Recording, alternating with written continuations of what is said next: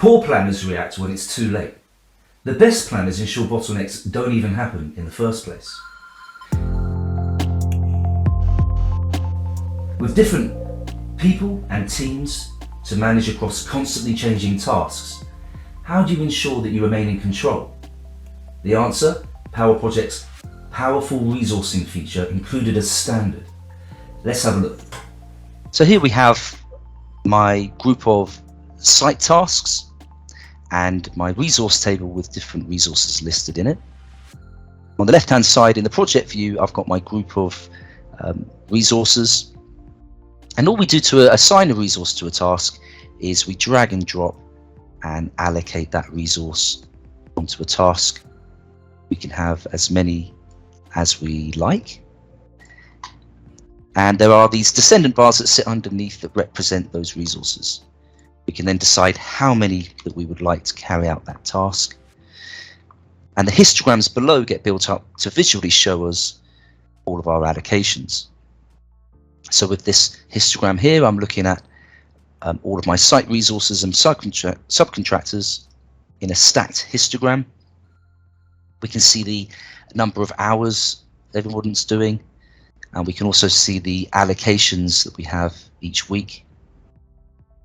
But we can also have other histograms and look at individual resources, for example, bricklayers, and I'm looking at their allocation availability and over allocation.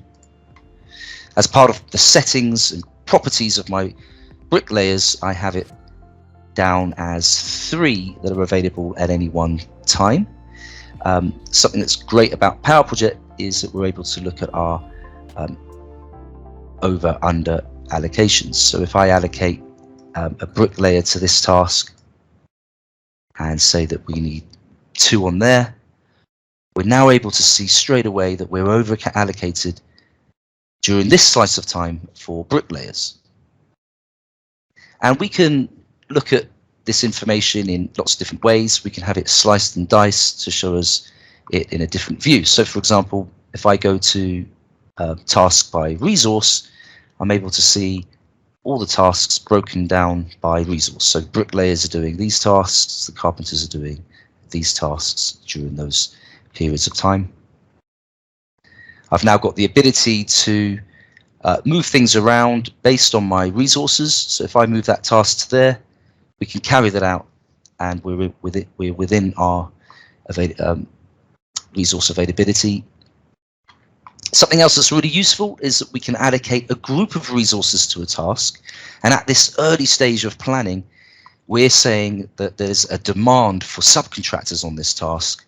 We don't know which subcontractor yet, but we know that there's demand for them on there, and this descendant bar is now a different color. But once we know what particular subcontractor is going to carry that out, we can go to this drop down and select it, for example, subcontractor A, and that's now satisfied that demand for that particular resource. Lots of other things exist, such as resource search. So we can go to this resource search area, bring across our resources, and if we click on a particular task, we can then go to check availability, and it will check the availability of all of our resources, who's available to do that task during that time. So for example, if we check that one, there is no availability for subcontractor A as we've already allocated them on.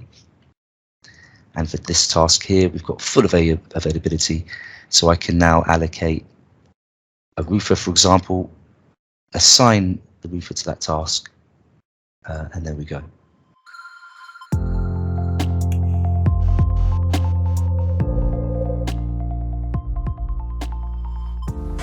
So there you have it.